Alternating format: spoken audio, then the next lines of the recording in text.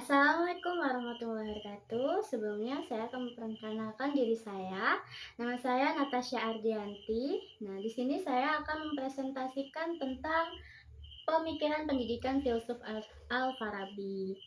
Eh, Sebelumnya saya akan menceritakan sedikit tentang biografi Al-Farabi.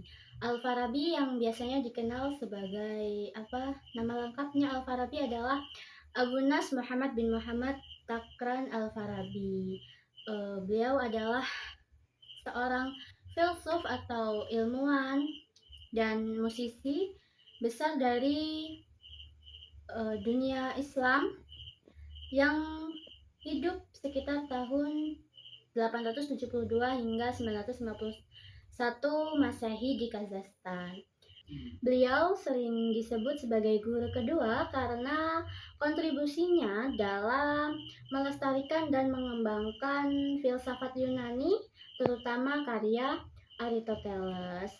Dan beliau selain menguasai bidang ilmu seperti logika, metafisika, dan musik, beliau juga pencetus atau sering dikenal sebagai pencetus konsep negara ideal atau Madinatul Fadilah. Dan beliau itu memiliki pemikiran yang menggabungkan antara filsafat klasik dengan prinsip Islam seperti itu.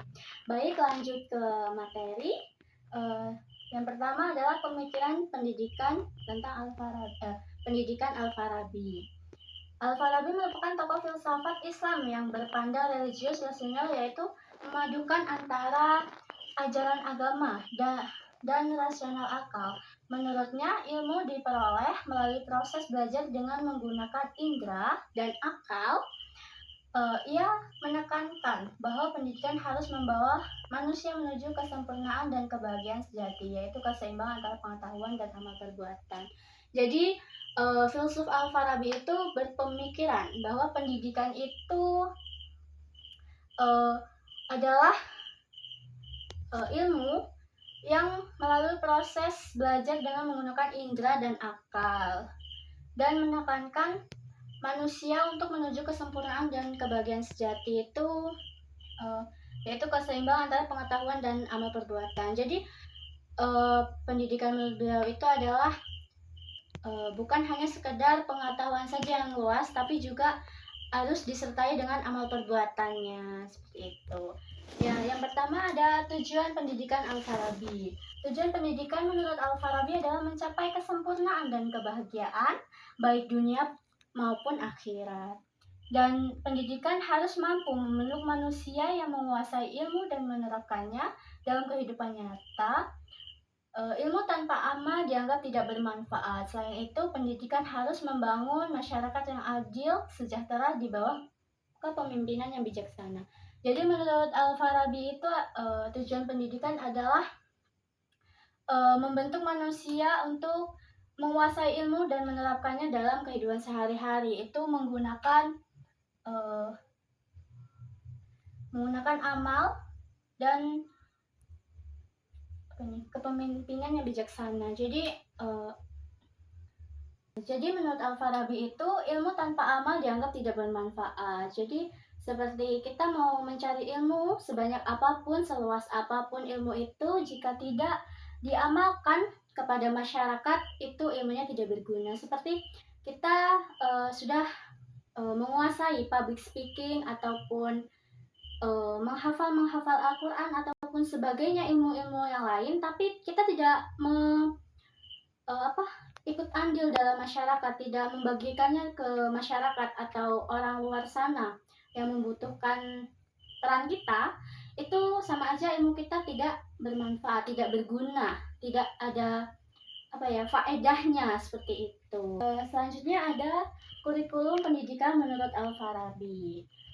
Pendidikan menurut Al-Farabi dalam karyanya Ilsah Al-Ulum, Al-Farabi mengelompokkan ilmu menjadi 7 bagian. Yang pertama ada bahasa, logika, matematika, terus ada fisika, metafisika, dan politik agama. Seperti itu.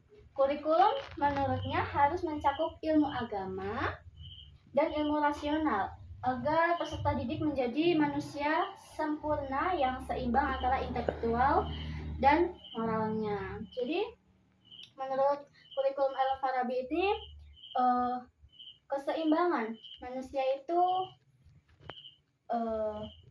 maksudnya manusia itu harus menjadi pendidik yang seimbang antara intelektualnya dan moralnya. Dia mengkritis dengan etika dan kebenaran seperti itu. Selanjutnya yang ketiga ada pendidik dan peserta. Pendidik dan peserta menurut Al-Farabi adalah keberhasilan pendidikan sangat bergantung pada moral yang baik. Al-Farabi menegaskan pentingnya penerapan teori di kehidupan nyata. Guru dan siswa tidak hanya belajar di kelas, tapi juga berkontribusi di masyarakat agar ilmu bermanfaat secara sosial. Nah, menurut Al-Farabi itu pendidik dan peserta didik itu bukan hanya belajar di ruangan atau di kelas atau gimana ya, di ruang yang tertutup. Jadi menurut Al-Farabi itu peserta didik dan pendidik itu harus berkontribusi, harus ikut andil membangun masyarakat. Seperti misalnya di ruangan atau di kelas itu sudah membahas tentang gejala atau musibah atau bencana yang terjadi di Indonesia misalnya.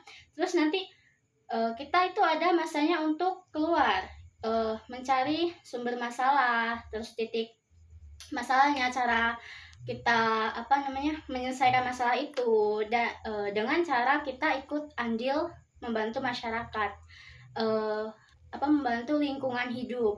Jadi kita belajarnya bukan hanya di ruangan aja, bukan di tempat tertutup di situ-situ aja di ruangan gitu, tapi kita harus keluar untuk kayak observasi lah istilahnya, kayak kita pengamatan keluar seperti itu. Selanjutnya ada metode pendidikan menurut Al-Farabi. Al-Farabi mengenalkan dua metode utama, yakni yang pertama persuasif atau itu untuk siswa muda melalui bujukan dan teladan. Maksud dari persuasif itu adalah kayak contohnya bujukan untuk mengajak seseorang melakukan tindakan yang benar seperti itu. Seperti pendidikan anak usia dini kayak PAUD atau TK, mengajak anak-anaknya untuk sadar terhadap lingkungannya seperti itu, mengajak anak-anaknya peduli terhadap lingkungannya, seperti ada sampah berserakan, terus sesuatu yang mengajak anak-anak itu untuk peduli pada lingkungannya, seperti buang sampah pada tempatnya gitu, ada sampah sembarangan diambil ditaruh di tempatnya seperti itu. Membujuk atau keteladanan itu, untuk teladan lah intilahnya. Yang kedua ada demonstratif untuk tingkat lanjut dengan pembuktian logis. Ia juga mengadopsi metode dialog ala Plato, menekankan pentingnya diskusi argumen dan pemecahan masalah ilmiah. Demonstratif ini itu buat kayak ada contohnya, ada segelompok orang atau sekelompok atau perkumpulan seseorang itu memecahkan masalah dengan pembuktian yang logis, dengan adanya diskusi, argumentasi, dan pendapat masing-masing gitu, dan persetujuan, demo gitu. Dan selanjutnya B, pemikiran Al-Farabi dalam pendidikan Islam kontemporer atau modern, Islam modern, atau dikenal zaman now gitu, Islam zaman now gitu. Konsep pendidikan Al-Farabi sangat relevan dengan pendidikan Islam masa kini. Ia menekankan keseimbangan antara pengetahuan duniawi dan spiritual. Pendidikan tidak hanya membentuk kecerdasan intelektual, tapi juga moral dan spiritual agar manusia menjadi pribadi yang utuh. Jadi Al-Farabi ini berpikiran relevan banget ya soal Islam masa kini itu, bukan hanya untuk mendidik manusia itu cerdas di intelektual saja, tapi juga ke moral dan spiritualnya. Seperti itu ya. Etika, adab itu harus dijaga banget gitu. Karena buat apa kita pinter, pinter-pinternya kita, seluas-luasnya kita punya ilmu, setinggi-tinggi jabatan kita, tapi kalau adab, sopan santun terhadap seseorang sama muslim itu tidak ada, itu sama aja kita nol. Sama sekali kita tidak apa ya istilahnya, kita tidak berguna juga. Kita juga apa ya, ya intinya ilmu kita nol gitu, pengetahuannya luas, jabatan tinggi, tapi adab kita nol. Itu dinilai masyarakat sangat-sangat nauzubillah, ya Allah. Yang ketiga atau yang C, itu ada pengaruh pemikiran Al-Farabi dalam dunia akademik dan spiritual. Yang pertama adalah dunia akademik. Pemikiran Al-Farabi banyak mengaruhi studi filsafat, politik, dan etika, terutama melalui karya-karyanya yang menjembatani pemikiran Islam dan Barat. Jadi Al-Farabi itu menjembatani pikiran Islam dan Barat, jadi digabung gitu. Dunia spiritual yang kedua, ia menekankan bahwa kebahagiaan sejati diperoleh melalui keselarasan antara akal dan jiwa spiritual. Jadi Al-Farabi itu menekankan bahwa kebahagiaan sejati itu adalah gabungan antara keselarasan jiwa dengan keselarasan antara akal dan jiwa yang sangat spiritual gitu. Masya Allah. Yang ketiga ada pendidikan moral dan spiritual. Pendidikan menurut Al-Farabi harus membentuk manusia bermoral, mampu mengendalikan nafsu, serta menyeimbangkan antara kebutuhan material dan rohaninya. Dan kesimpulan dari materi yang saya sampaikan ini tadi adalah pemikiran Al-Farabi menekankan bahwa pendidikan adalah ilmu, amal, dan moral. Konsepnya masih relevan hingga saat kini. Karena mendorong pendidikan yang menyatukan kecerdasan intelektual, etika, spiritual untuk membentuk masyarakat yang adil, sejahtera, dan beradab. Seperti itu, teman-teman.